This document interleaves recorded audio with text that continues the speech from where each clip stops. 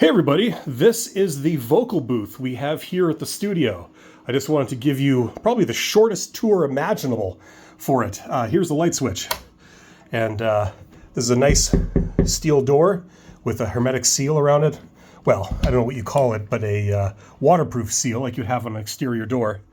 This is the vocal booth. And it's got a threshold on the floor with a seal. And this is how you do the doorknob. Or at least how we did the doorknob. So you can obviously open the door from inside. That's the seal you have. And I'm going to just sort of zoom in so it looks normal without the fisheye. So you've got that type of seal. Okay, and you've got this jamb. Now, the dimensions of this place, this is 4 feet by 4 feet internal size. At least it was with the framing. And the way this is built is it's framed just like any other internal room in a house with bottom plate, top plate, and with studs. And then on top of the studs, you've got 3/4 inch plywood that completely covers the walls and also the ceiling. Now, the way you would normally do this is, you probably can't tell, and I turn off the light. You're not really going to see much, but basically, you've got a pot light in the ceiling. Now, the way you would do that normally, if you wanted to do this properly, was the plywood would come across and then it would go up and you'd build a sort of box inside the ceiling and then it would continue like that. And inside the box, you would place your pot light. Now, that's not actually what happened here.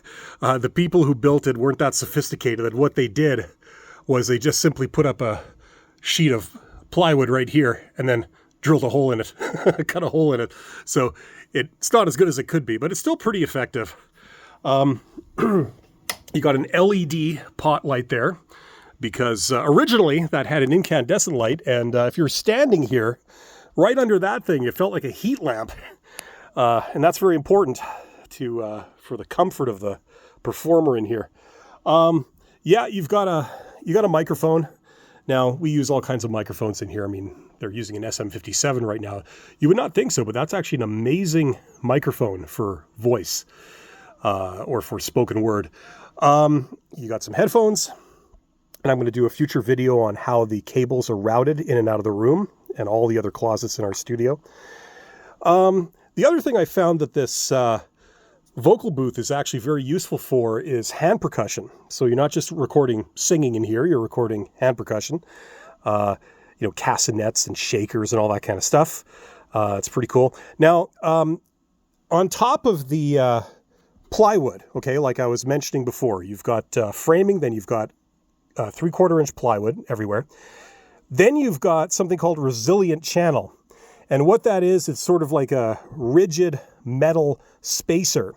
And it's supposed to act like a spring for the drywall. So when the sound hits the drywall will vibrate, but behind it, what's supporting it and holding it is actually sort of a metal spring type affair. So it doesn't transfer the vibrations through to the framing and therefore to the outside wall, and then the sound goes through. Okay, so that's the way it's supposed to work. However, most contractors, at least residential contractors in my experience, are kind of dumb and they don't know how to install it properly, so they negated its purpose by putting long screws through it, defeating its purpose. But you got the resilient channel, then you got a layer of drywall, then you got this stuff. This is 4-inch pyramid foam. And the idea is that this eliminates reflections. So when you have a sound source in here and it goes towards the wall, it gets absorbed in here and it prevents it from reflecting back. So you don't have any reverb in this little space. Now, that's a different thing from sound blocking. Okay, sound blocking, what that's supposed to do is prevent the sound from being heard outside of this little room. That's a whole different thing. That's based on weight and it's inside the wall. This is something totally different. This is sound dampening. And let me show you the difference. So if I were to go into a room that's drywalled, you can hear the difference in my voice, hopefully. And if I snap my fingers, what you're hearing is my fingers plus a reflection of the sound bouncing off the wall and back. Now if I go in here, and I'm going to close the door behind me, right, so you can see I'm in this room. Now if I snap my fingers here, you can't hear any reflections. All you can hear is the direct sound coming from my fingers right into the camera. So that's the difference. And as I said, we found that hand percussion sounds really good in here without any reflections. And yeah, we've had this vocal booth for nearly 20 years now, and it's pretty cool. So there you go. Hopefully you found this interesting. Take care.